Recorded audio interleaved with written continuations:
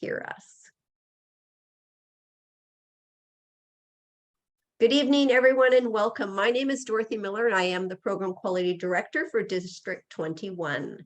Tonight, we have the pleasure of having distinguished Toastmaster Jim Kakaki with us.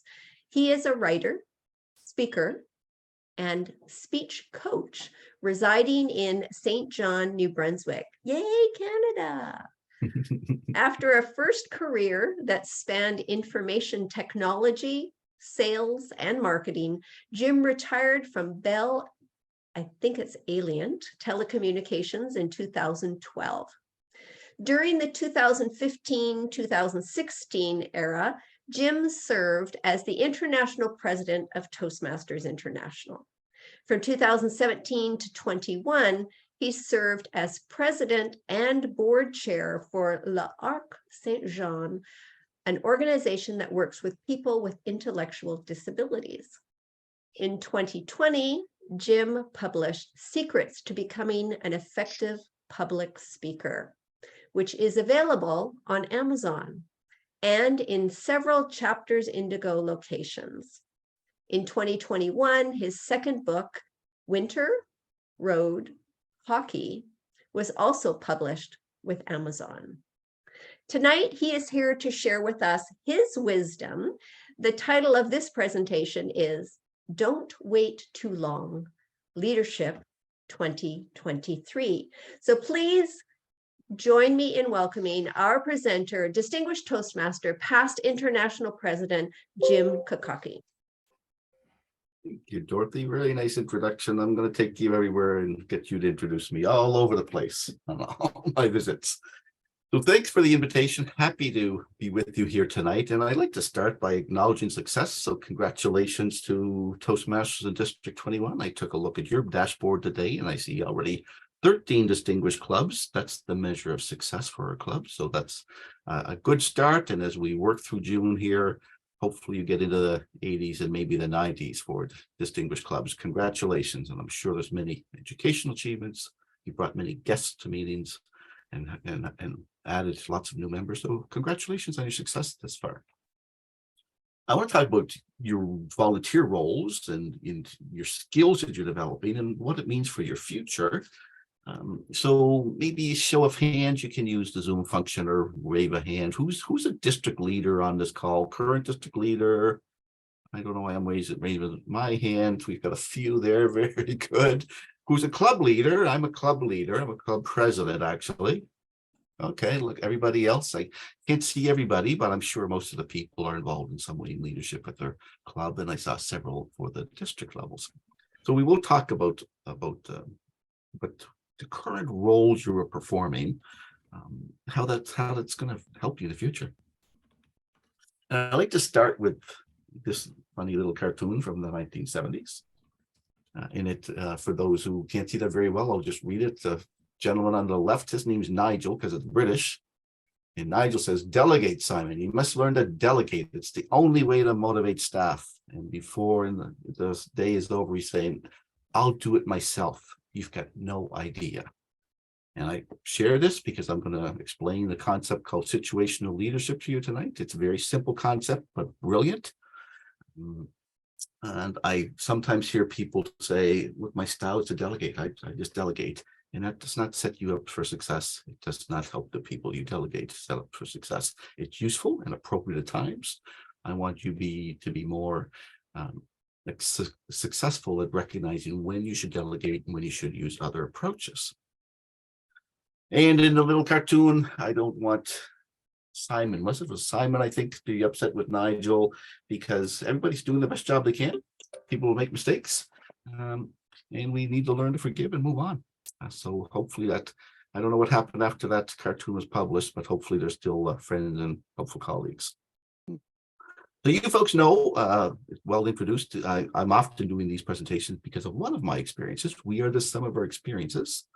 One of mine was to serve as a 2015-2016 international president. International presidents have three roles. One is to serve as an internal ambassador, much as I'm doing tonight, connecting with some of our members in District 21 and beyond, in District 35 and some other places likely. to connect with members and just do the best job we can to assess, are we doing a good job for members in the 145 countries where we operate today? A second function is to serve as an external ambassador. So lots of media opportunities, connecting with companies who have Toastmasters as part of their development program for their employees, or want to have Toastmasters as part of their developmental program for employees. And you can find on Toastmasters.org lists of companies around the world who've got Toastmasters as part of the program. So we meet and make sure we're doing a good job with them, and we can further provide opportunities for other organizations. And the third role is to chair the board of directors, which is usually the least glamorous part for most people, a part most people are least interested in, but it is important. It's a not-for-profit organization with our headquarters in Denver now, still incorporated in California, who's got very tough not-for-profit laws. We want to make a profit, but nobody benefits from the profit that the company makes. There's no dividends for shareholders. So it's important to run the business well, select staff well, to set appropriate goals for the organization. So those were the three goals, the three assignments as international president. Significantly as well, I served as board chair and president for a group called L'Arche here in St. John. L'Arche is another international organization in about 40 countries around the world, started by a Canadian named Jean Vanier. Had some good points and some bad points, but he started a wonderful organization that works with people with intellectual disabilities. And with is a really important term. It's not for, we don't work for them, we work with them in crafting homes, programs, living arrangements that help them get along in the world. And often people with intellectual disabilities are shunned in society. And these folks just want to be friends and be productive and have jobs and have opportunities. So we have a home on the west side here in St. John where 5 people with intellectual disabilities live with 3 people without intellectual disabilities. We have 4 apartments in the city where people who can live semi-independently with some support live semi-independently with our support. And we run an arts program where people with intellectual disability or without can come together and make art. So it's about community and friendship and acceptance.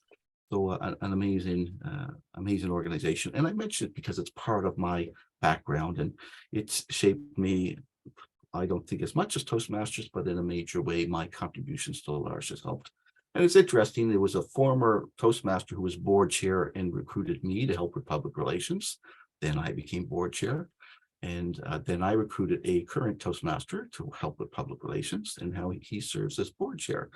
So I think it's one example about the skills that we've practiced, that you're practicing now, make you exceptionally valuable to lots of organizations. So I hope, you know, as your terms wind down, that you search for other opportunities to exercise your skills. There's many organizations who need the skills that you have practiced this year. So let's start with this. This is about an article on Harvard Business Review that I stumbled upon probably 15 years ago. If you want to find the article, search what you see at the top, Zinger, that's a gentleman's name. Zinger, we wait too long. So only about 10 paragraphs long, and it's just pure brilliance.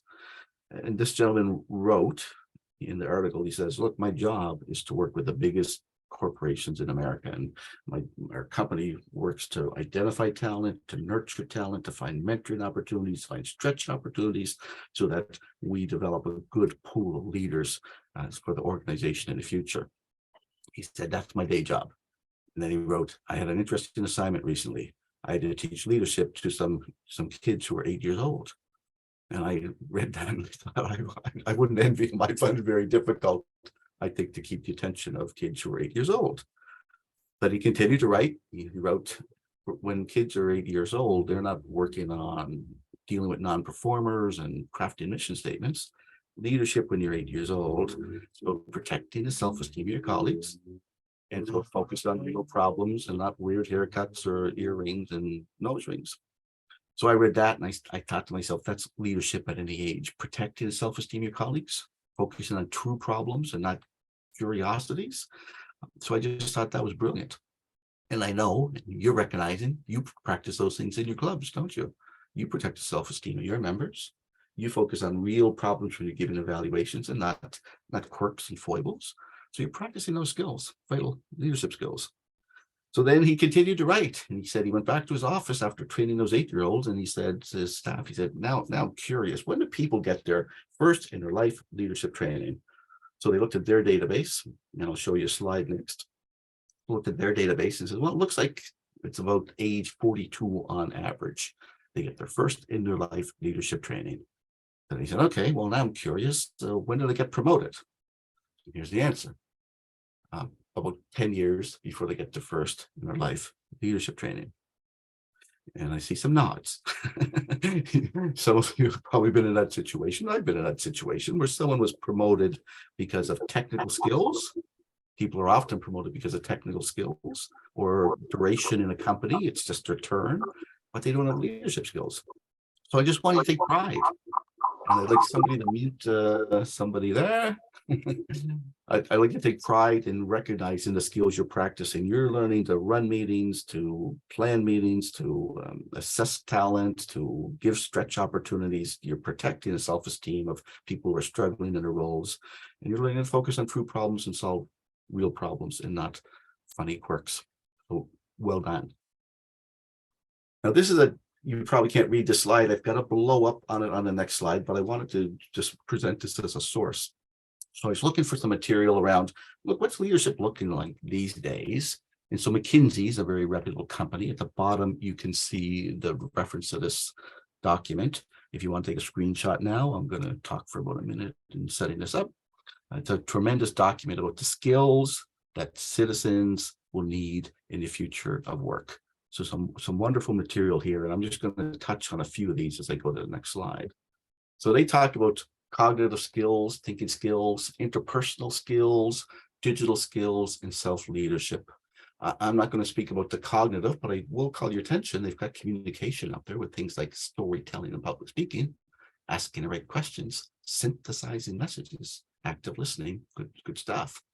Down on the digital side, I'm not going to speak to this at all, but obviously the citizens and employees of the future are going to need to have some credible digital skills and pathways. I'll talk a little about pathways in here, and I hope people are beyond struggling with pathways, and if people are unable to navigate pathways, then they're going to have some struggles in the employment world moving forward. I do want to talk about the interpersonal skills at the top. Let me move my screen around a little bit here. So they're talking about things like protecting self-esteem, and I've already given you a story about protecting self-esteem. They're talking about resolving conflicts. They talk about organizational awareness, and I love that term because that's really about politics, organizational politics, right? We need to learn when there's competing objectives and how to negotiate and find the middle ground and get things done, and realize that we might not be friends in the long term, but we need to collaborate to get work done for our organizations, whatever they may be. Down below on self-leadership, they talk about understanding your own emotions and triggers. And there's a wonderful Pathways project on identifying things you think are outside of your control and then finding some opportunities to control them. I hope I've got time for a story about that later on when I talk about Pathways. And things like ownership and decisiveness and achievement orientation. And I love that term too, because I hope everybody on the call has got the bias towards, if you're assigned some goals, you're going to work to achieve them. And I struggled with that early in my career, way back when I was in my 20s, but now I get it. If a goal is assigned, I'll put great effort into achieving it. I wrote a blog post once about getting a bad performance review because I didn't think one goal was serious. And I just got blistered at the midpoint of the review, and finally got the job done. Like I said, I talked about situational leadership. This is a program that came out of the late 60s and early 70s by Ken Blanchard's best known. His colleague Hershey was a piece of this too, an important piece, collaborator. It's a brilliant, simple model. And the brilliance of this is they write and they teach that the leader behavior needs to adapt based on the task maturity of the follower. And the key word is task maturity, not general maturity, not overall maturity, task maturity. So I'll take you through an example of this as after I describe it. So it starts on the right-hand side. And these guys say, look, if someone's got low task maturity, we need to tell them what to do. That's not demeaning. We need to tell them what to do. And as their task maturity grows, we sell them and I'm excited about their capabilities and their potential. We coach, telling, selling, or directing, and coaching is the language. And as their task maturity grows, then we can have more supportive environment to see if they're engaging in higher level thinking. And my example will make this clear to you. And then finally, when they're fully task mature, we can delegate, just delegate and turn it over to somebody. So here's my example. You're all Toastmasters. Give me the name of type it in the chat or holler it out. Who's a very good speaker who's not a Toastmaster, never been a Toastmaster, a very good speaker? I need a name. Dorothy, if you see something in the chat, let me know.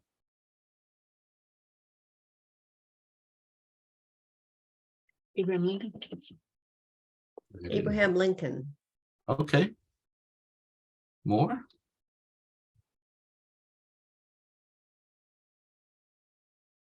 Only Abraham Obama, Lincoln? Martin Luther King, Okay. Les Brown, Amy Cuddy. Les Brown was a Toastmaster. Amy Cuddy. Well, let's go with Obama because everybody knows Obama undoubtedly. So let's pretend, in my example, that Obama wants to join Toastmasters and he joins your club. Wouldn't that be great? He joins your club and you're running the meeting some night and your timer hasn't showed up and there's no one else and you have to get Obama to be your timer. What's his task maturity? 0, right? We need to tell him what to do. Mr. Obama, can you run the timer on your phone, or can you run a stopwatch? 5, 6, 7 minutes, 1 minute, 90 seconds, 2 minutes, 2 to 3 minutes for evaluation. We need to tell him what to do. It's not demeaning. He's never done it before. His task maturity is 0. And then a few weeks pass and you need to be timer again. You say, oh, you're so good the last time. Do you remember how that timing roll works? You've seen it for several weeks now as your membership matures here. Can you do that for us again? So you're coaching and seeing if he remembers 5, 6, 7, and 1.5, 1.5 and 2 minutes, etc. So you're coaching them. So then it's an interesting switch for the supporting. You see if someone's getting higher level engaged. So you might say, look, we've got Jim speaking tonight. How can we give him some good timing indications? What are some ways? And some people will just do the job and they'll always stay in that S2 bucket, but some people will start to think, higher level. How can I adapt to be creative and fulfilling this task, simple task of timing? So you're trying to see, are they, starting to think more creatively about the role. And so then when they're finally task mature, when they've done it many times, when they've shown the ability to adapt, you could say, Jim's speaking tonight. He could talk a very long time. I've got other things I need to take care of. Just go and give him timing indications. Okay, that's when you can delegate. So pretty simple model that applies to any leadership position that you're in today or going forward, where you need to assess the task maturity. And a good way to assess the task maturity, what I like to do is I'll say something like, okay, now that we've talked about the task, the job, what'll be your first step? And that's a very good question to assess. They've done it before, they've never done it before, they're deer in the headlights. Very good question to assess task maturity. So that makes sense. Any questions about that? Not seeing any. On we go. Yeah, and it's an important point here. You can delegate authority to make decisions and do work. You're still responsible. So if you do delegate to Mr. Obama to be your timer, you still got to make sure he's doing a job. And I'd like to take you through communication with teams. And I've got this, I'm a curling fan. I used to curl a lot. I know I'm virtually here in British Columbia and probably some curling fans in the group. And actually I had the opportunity to curl in a national championship here in my city some years ago. So I watched lots of curling, lots of it on TV and the web these days. And I was watching a game back in February or March, I guess it was, and everybody was mic'd up. The players were all mic'd up. And the idea in curling is the skip sets a target because he expects the rock to move to another position. So he set the target, and his teammates at the other end said, "Does he really think that's going to move that much?" And another said, "I don't think he's got any idea how much that's going to move." And that's terrible, awful behavior, awful behavior. So it's terrible team dysfunction. That dialogue should have been, hey boss, we've been observing, think that's not the right target if that's your end result. Got to have that open communication. So I just bring that to your attention. In your teams, please do have that open communication. And I've delivered this presentation before, and I've been giving away a couple of books, or offering a couple of books. So here's the skill testing question. With this photo, the curler on the right, what's his name? Type it in the chat if you happen to know the curler on the right. No, Brian thought he had it, but he doesn't. The gentleman recently passed away at 50 years of age from cancer. Does anybody have that answer, Dorothy? I've got an easier question. Not yet. Okay. Well, I'll ask, do you know what country those gentlemen are representing? All right, we've got Norway. Got a winner. So you get that email, and I'll send a note and offer. Milan, could you please put your email in the chat for me? And there's a tough question. That's Thomas Ulsrud, very talented man, and sadly passed away in his 50s. And there'll be a second question here. So I think this is a relevant quote, but when you realize this, most of what we say, most of what we do, it's not essential. If you can eliminate it, you have more time, more tranquility. So we need to ask ourselves at every moment, is this necessary? And I would challenge at every moment, but frequently, we need to ask ourselves, is this really helping us achieve our targets, our goals, our mission? And so please find the opportunity for that sort of reflection and eliminate, give yourself some tranquility. And that quote comes from Marcus Aurelius. Second question is, what was Marcus Aurelius's job?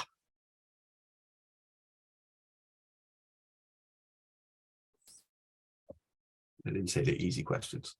Well, we have Caesar, astrophysicist, emperor. There we go. We got emperor. We've got another winner. Very good. Linda. Thank you, Linda. Very good. All right, let's move on. So we've taken care of this.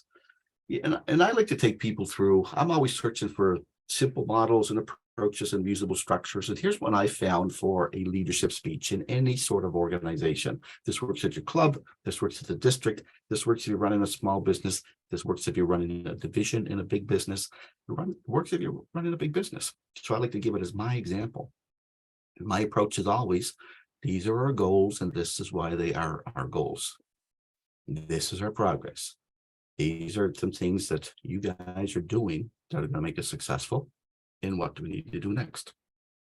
So I'm going to give you a Toastmaster example, but if it was a small business, you might be saying something like, as we set our goals for 2024, we've been hoping to expand into Yukon.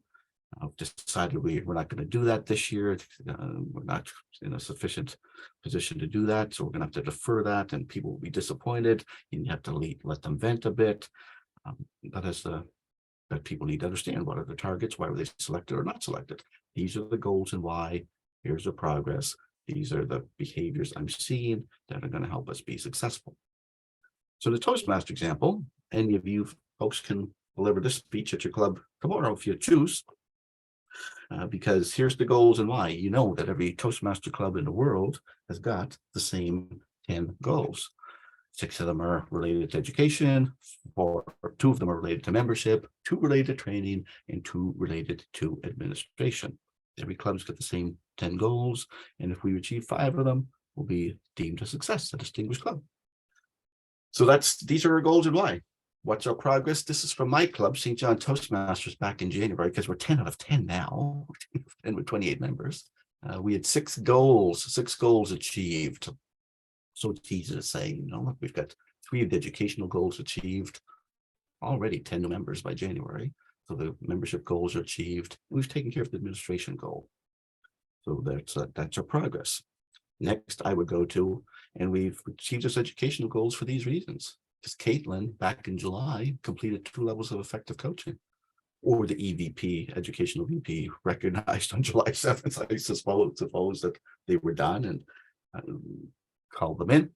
So Caitlin completed a couple of levels. Jeff Maker in October, Caitlin again in October, Faye Thompson, Helmi Alfera, Dave Stonos, Dave Frazier, Dave Stonos again, Isabel Faye, and Isabel Campbell.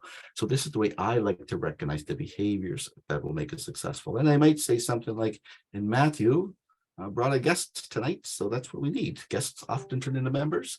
You need to recognize the behaviors that are going to make you successful in the long term. Excuse me, Jim. Yes. Just a question in the chat, a curiosity for your club that has 10 out of 10 goals. Did you meet your membership requirement? Absolutely. We have 28 members.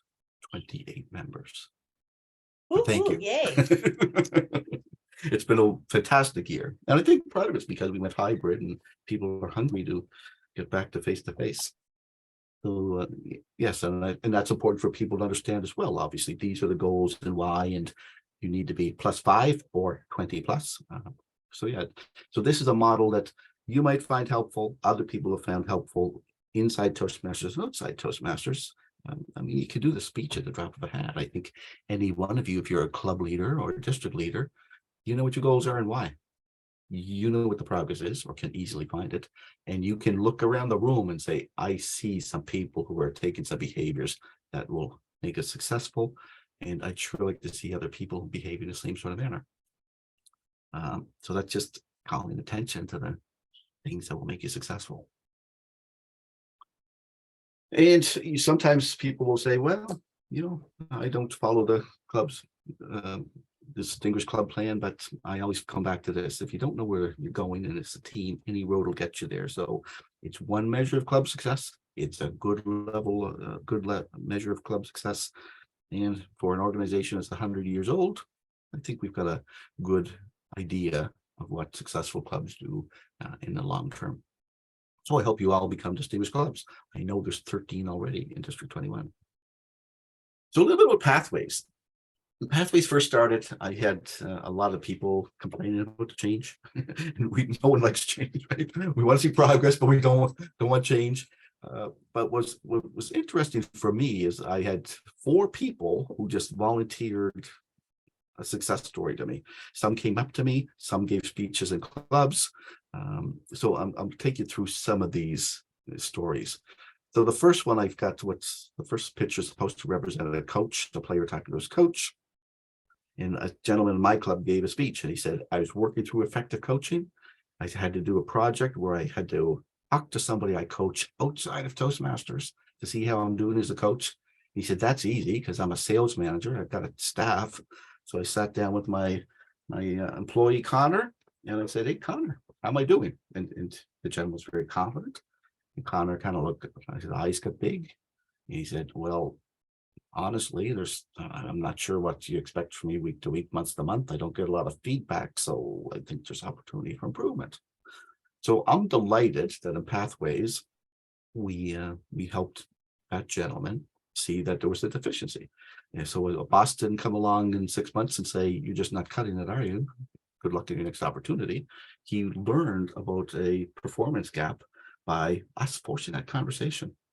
And I'll say that Toastmasters has always helped people come to some significant realizations in their lives, but it seems to me it's happening faster in Pathways when people do engage with it. There's always some surprises. The next photo I got is of a nurse. So I met a nurse. It's an event in Taiwan, and a Toastmaster event, and the nurse came up to me. She says, Jim, I love Pathways. I've been a head nurse for 20 years, and people have always thought I'm bossy and pushy, and I've never understood why. She said, I just completed the program on understanding my communication style, and I made some really small changes, and people are reacting differently. So what's fascinating for me is I'm not sure she even understands precisely what she's doing differently, but it's caused an awareness and a behavior change that has led to a much more satisfying work experience for her. The next one, the blah, blah, blah, another gentleman in my club did that same program on understanding his communication style. And he said, here's what I learned. He said, I learned I talk too much. And I could have told him that. He didn't need to do the program. I could have told him he talked too much. He said, yeah, I talk too much. And what's weird is I don't like people talking to me. If you want me to get something done, you just need to send me an email with, timeline and expectations, and I'll get it done. So the cool thing is he continued the speech and he said, so I started a new job. I sat down with my boss. I said, boss, here's something you should know about me. I talk too much. I'll be in here a lot, driving you crazy. But if you want me to get something done, just send me an email and I will get that task completed. And any manager, any leader would be delighted to not have to figure out how to motivate Brian, for Brian to say up front that here's how I roll. Down below, I've got a picture of an interview because I chatted with one of your members, Michael Cesara. Michael might be on the call tonight. I don't know if he is here, but while Michael's story wasn't so much about pathways, he talked about his company, the large company he worked for, being acquired by a much larger company. And I've been in that situation too, and it can be a struggle to get recognition and awareness and have meaningful employment opportunities provided as someone coming from the smaller company into the larger company. But Michael did explain how participating in Toastmasters and watching performance of others helped him nail an interview and get a significant position within the organization. So Michael, if you're here, congratulations. And the final story I'll tell you on the right is from a speech that I heard again at one of my clubs. And a lady talked about that project where she needs to identify something she thinks is outside her control and see if there's something she could actually do. So she gave the speech, and this lady, I love her, but she just speaks in a monotone fashion. So she got before the group and she said, yeah, I work in an office and I'd like to get in the office early and plan my day and plan my week. I'm a planner. I like the peace and quiet. We've hired all these young people and they're loud and noisy and obnoxious. And she said, and the worst part is they come in early in the morning when I'm trying to plan and they're talking about what they saw on TV last night or what they did. And they said, the worst of it is one of them's got this little gnome, a little ceramic gnome on his desk. And they'll talk about what he did on the weekend. How stupid is that? She says. So, it was quite a little introduction. She said, one day I got mad and I came in extra early and I stole the gnome. And Toastmaster audiences are usually quiet, but this one got super quiet, because that sounded like unusual behavior to steal the little figurine. She said, then she said, well, then I did this project on understanding things that I think are outside of my control and identified this. And she said, and I realized that, we've got meeting rooms and they're not really in use till about 9 a.m. So I could start my day in the meeting room with my boss's approval. And I'm near the library, so I could start my day in the library and plan my day there. So she said, that's what I did. I decided to talk to the boss, and now I just go to the conference room. It's nice and quiet, and I get my day started without all that noise. And she ended by saying, and I returned the gnome. So I think that's a very happy ending and a very happy realization. So again, we forced her to consider something she thought was outside of her control, and she identified some options and took action. Toastmasters has always changed lives, helped people come to some major realizations. I really think it's happening faster in pathways based on my observations and what's been volunteered to me. And in going through that, I thought, as when I'm speaking to the group tonight, there may be some club opportunities available, some officer opportunities. So I'll just quickly go through some of those in case someone's not aware. And I really encourage people to generalize the skills that are being executed. So if someone says, what are you doing to develop your leadership? Fine to say you're a member of Toastmasters. It's better to be specific. I'm working to empower more people to become more effective communicators and leaders by helping to grow membership and helping to grow more clubs in the British Columbia. It's more valuable, I think, if you can generalize it. So when you think of a role like Sergeant at Arms, that's really about logistics and room setup and preparation and ensuring that the environment's ready to go, and so that a quality environment can be prepared for people to develop as communicators and leaders. So really critical role. Treasurer, clearly managing finances. Our clubs are small businesses, very, very small businesses. The finances aren't complicated, but they have to be done well. So that's an important discipline as well, just to manage the businesses, the books of a small organization. And I have experienced some treasurers who were less than excellent in the past, and there's nothing more stressful as a club president. And I've experienced that, where started the year with a good balance and ended the year with not much of a balance at all and had to respond. Important role. Vice President of Education. I need to clear something on my screen, but I love this role, and I'm sure many other people love it as well. It's a great chance to learn about presenting opportunities to people, knowing when to push a little, when to back off a little bit, how to ensure they're getting the most out of the program. Tremendous role. Vice President of Membership, important for onboarding members. I've seen recently some VP of memberships who are doing a great job of engaging with guests, showing them pathways and the depth of pathways, the 11 programs, that gets them excited about joining and participating. So lots of great ways to engage with current members and prospective members. And this is a great way to build a team capacity to get people to help you, because it's a really busy position if it's done well. VP Public Relations, the fine art of public relations. I find it difficult, more difficult these days, to get a message to people. Social media is crowded, newspapers are disappearing and not carrying much content. But how do we make sure people know we exist? The basic public relations model says, if they don't know you exist, they're not coming to your meeting. And if they know your Toastmaster Club exists, but they don't have some idea what you do, they're likely still not coming to your meeting. So public relations is all about driving awareness and knowledge about what you do. And then people get some interest and some desire to attend, and some will take action. Critical role for all of our clubs. Secretary these days, I find it's an easy introduction to club executive. There's not that much record keeping most clubs do, in my experience these days, but there are some records such as club elections that is helpful when you're setting up bank accounts or changing bank accounts. There are some important records that need to be kept.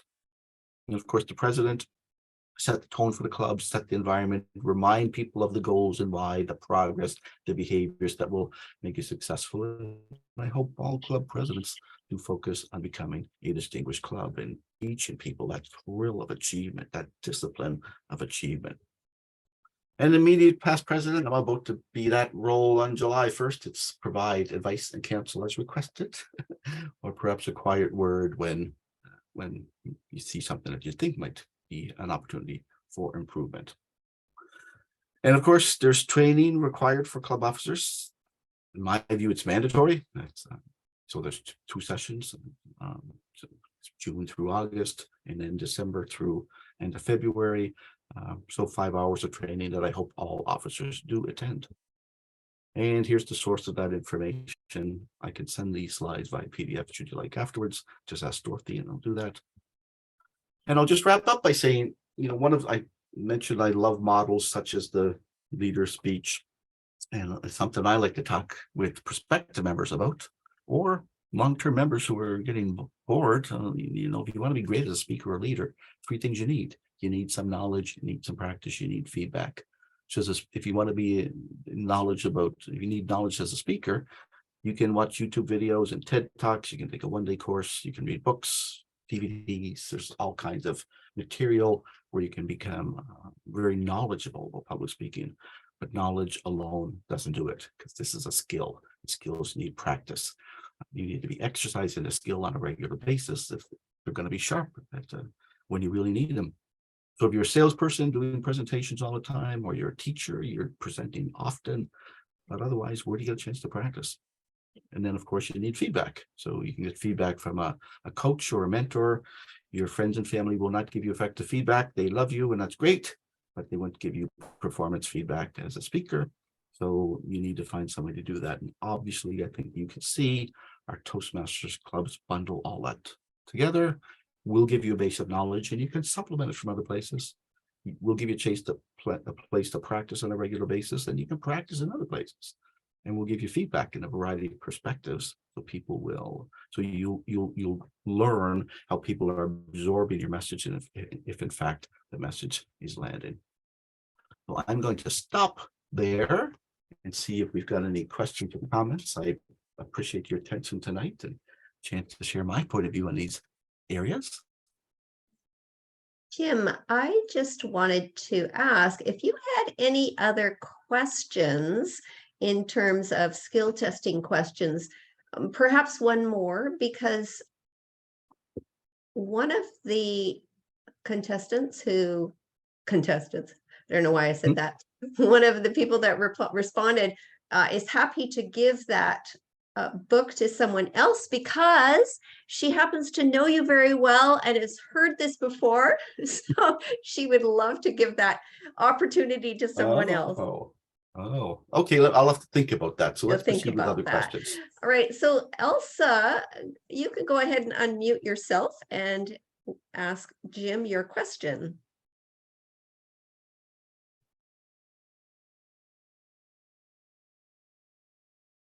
Hello, Wellside. I don't hear you. Elsa, you have your hand raised, but you are muted.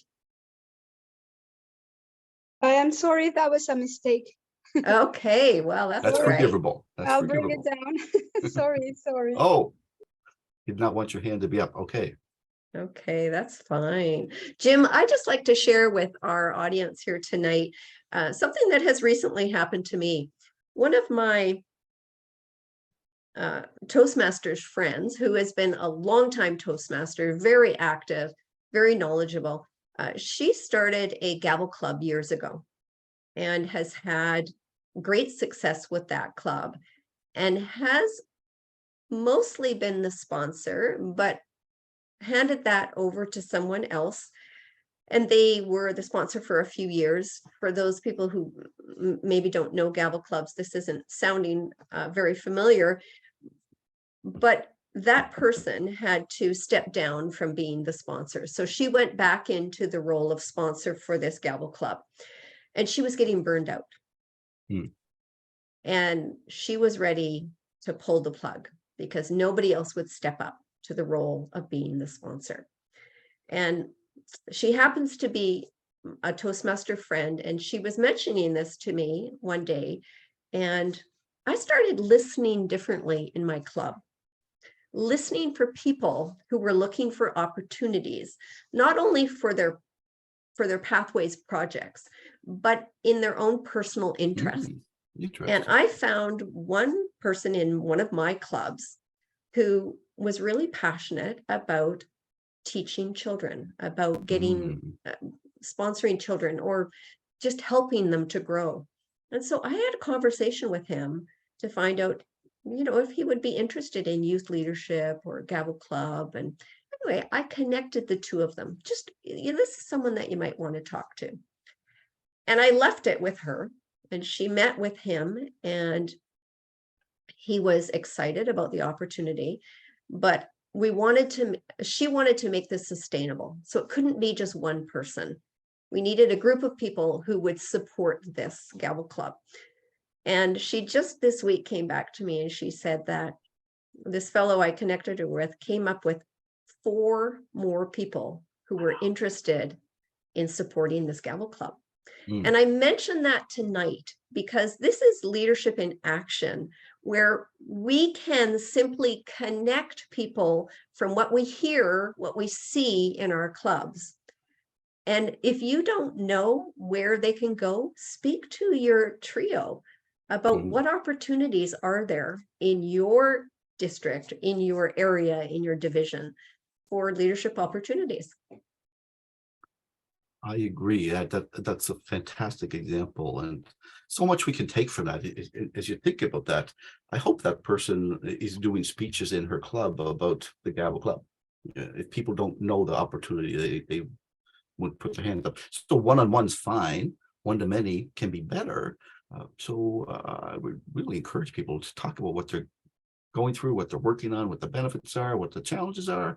And it can be amazing how people will step up. So yeah, basic leadership is connecting, finding those opportunities. And I think basic leadership again is talking about what are some of those projects. It doesn't need to be a sales pitch, right? That lady could, I assume, can just talk about the benefit she's getting out of the Gavel Club when they meet, what the responsibilities of the sponsor or lead is. A wonderful example. Thank you, Dorothy. Would anyone else like to share something or have a question or a comment about anything they've heard tonight? You can feel free to unmute yourself or you can raise your virtual hand. I see Brian there. Can you talk about the Sergeant at Arms in a hybrid meeting? I'll tell you about my experience, Brian. So I go to 2 club meetings a week. One's Monday night, 6 p.m. to 8 p.m. and the other's 7:15 to 8:30 on Tuesday morning, both at the same location conveniently. So the room's still set up at 7:15 in the morning.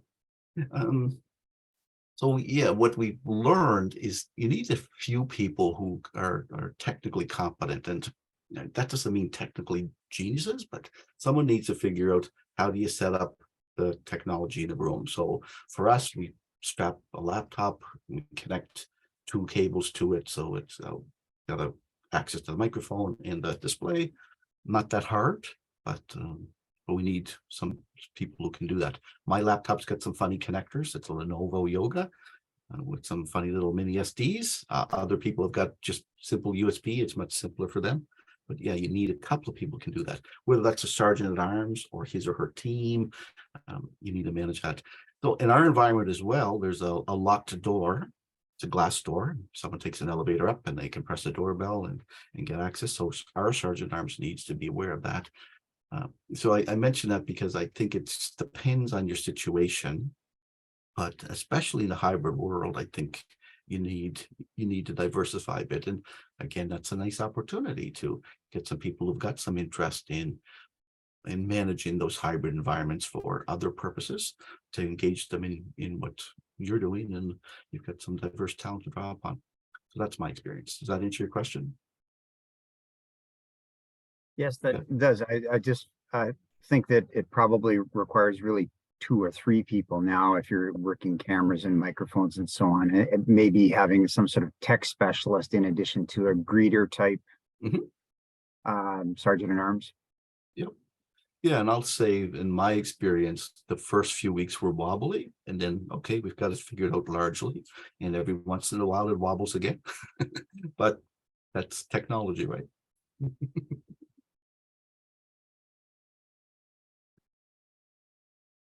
Okay, want a skill testing question? Oh, you got another question? Jim, this is more of a comment and it's from Chris Poole and it's a bit lengthy, so I'm going to read it. And you'll notice that I'm not looking at this camera because I've got 2 screens. Okay. Chris says, my current job is employment and training specialist.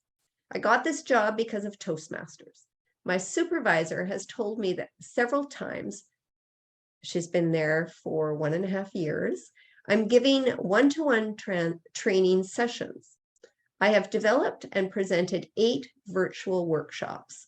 Colleagues in other locations are so impressed and want me to tell them how they can present better. I told them it was due to 17 years in Toastmasters. You can't really learn this presentation skill in 5 minutes, which is what they usually want. One specific commented on how I kept everyone engaged for a 1.5-hour webinar. Attendees could only type questions in chat, which I would address. She said it felt like I was having a one-on-one conversation with each person. Even my eye contact looked like I was talking to each person individually. Wow, isn't that powerful? A lot of people do think you can learn this skill in 5 minutes. What do you think? Well, obviously you can't learn it in 5 minutes, but you know, part of our my main discipline is in marketing besides communication leadership, and for me, marketing for Toastmasters is getting people in the room. So how can you get those people in the room? When you say I've done this over 17 years, they think, oh, okay, I haven't got 17 years, but you get them to one meeting. You say something like, oh, I'm doing a presentation about this project we're working on, and you've got some expertise. I'd like you to see this presentation and give me some feedback afterwards. If we can trick them to get into the room, I'll say that. If we can trick them, just get them in the room. Most people are going to say, that's amazing. I can do this once a week or once every 2 weeks, whatever it happens to be. So that's largely the game. It's to get people in the room. And those people who think they can do it in 5 minutes, some of them are going to. Some will just go away and say, that was amazing. I don't have time for it. Someone will say, I need to make time for that. So that's a fantastic testimonial, Chris. Thank you. And I'm sure you're successful getting people in the room as guests. And Jim, boy, you nailed that on the head. I suppose that's why you were a past international president, because you immediately connected with the fact that we need to change our language in learning how to get people into the room. Because you're right, that's what it's about, getting them into the room. Thank you. We'd love to hear some more from you. Karen Robertson added to Chris's comment that they've been virtual since March of 2020, and we're constantly adapting to changes in the MS Teams environment. We also coach each other in virtual presentation methods and even how to share content in team meetings effectively, such as adapting audio from a video embedded in a PowerPoint. Oops, and then it kind of got, today, that was today that they did that. So really helping each other on working through that different presentation skills. Very good. And in the vein of getting people in the room, perhaps that's something that you could publicize to get some more people in the room. Some other people need to learn that. They've had bad experiences, I'm sure, and hopefully they've had some good experiences, but that might be a promotable event that could get some guests to help your club. Another Glad great. to hear about those successes. I struggled with teams too, just because of lack of experience, not too much experience with teams. Yeah, me too. I always feel like I'm the newbie in the room when I attend a teams event. Chris also mentioned about Udly. Jim, have you worked with Udly at all?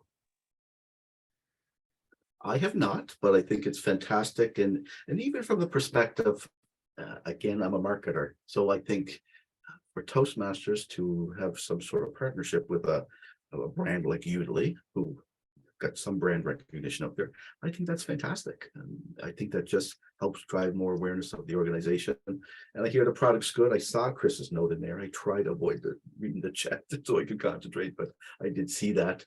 So yeah, I think it works really well. And I will give it a try, but it's not been a priority for me in the short term. And I'll commit to doing that based on our session tonight.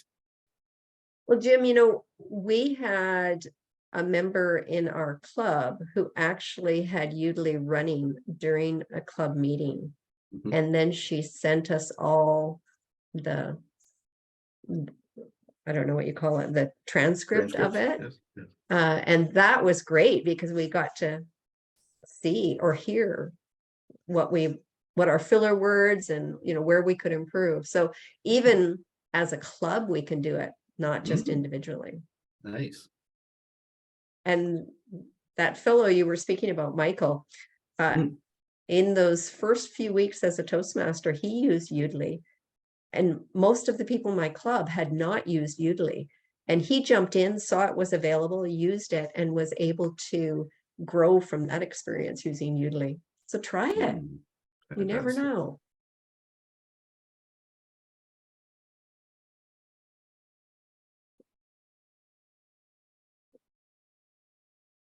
Okay, I'm just reading some comments.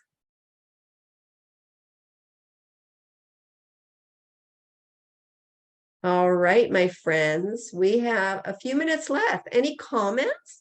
What did you learn today? Did you learn anything that was, or maybe you were inspired by something that was said? Let's share that.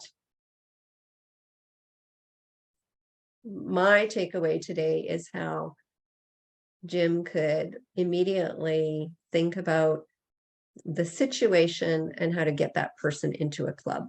And so often we forget to mention, why don't you come be my guest? Come see how this works. Can I add as well, Dorothy? You could even say, I'm feeling a little nervous. Can you come for some moral support? I'm a marketer. I'm kind of evil. Yeah. A little, just a little.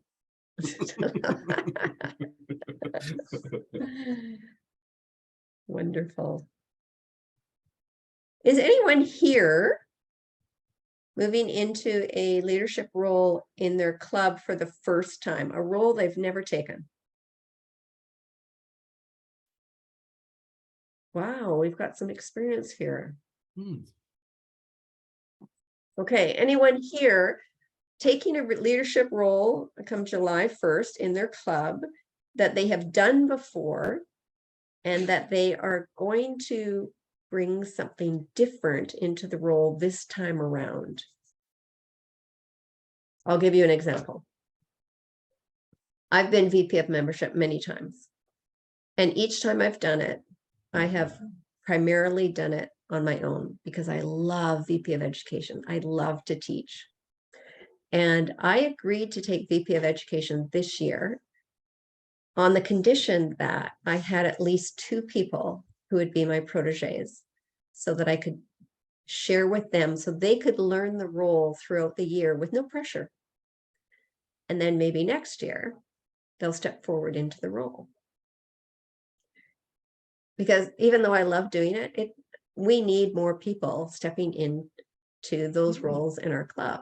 So if you're doing a role, grab a protege, find someone who you think could benefit from that particular role, or have a conversation. That's how we get new people, new blood onto our executive roles. Agreed. Agreed.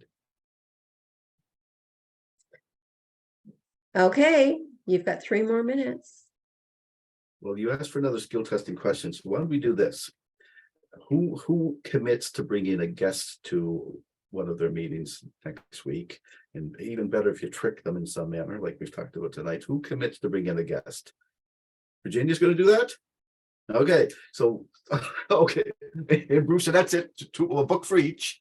So Dorothy, you get their email IDs. I think you've already got them. Okay, But I'm sorry. Who gonna was the require- second? Who was the second one? Virginia It was- and Brian Evans. Brian. But I am going to require, I want to see a picture of you and the guest. You got to send me, when I get that, I want to see a picture. And I'll send you an email. There's 4 books now, and then so you can have your choice, and I will mail it out to you. Okay, I'd like to share with you that Brian has learned that there are a number of leaders here from Division B in this room, and I am so pleased to see that they are here and learning from this opportunity. Thank you for mentioning that, Brian. Chris said, I learned that I will suggest Jim come present at the winter TLI in District 35 to encourage the next year's members to become officers and leaders. There you go. You never know. You never know until you ask. And maybe I'll leave you with this. I have had the privilege of having Margaret Page as a friend and a fellow Toastmaster. She knows a lot of people, way more than me. So as the program quality director, I'm constantly putting on sessions, and I just call up Margaret and I said, Margaret, I need some qualified people to talk on a specific whatever. And so she would give me names, and that enabled me to make my own connections with people. And Margaret said, you can just go to the Toastmasters website and look up all the past international leaders, and you could contact them. And I went, oh, what a good idea. And do you know, that is how I got Jim Kakaki here. Just go to the website and search, because we are servant leaders in Toastmasters. And honestly, they will, most of the time, they will do whatever they can to support you. It may not be this time, but it may be the next time. So there's no harm in asking. And if they don't know, they usually direct you to somebody else who can help you. Absolutely.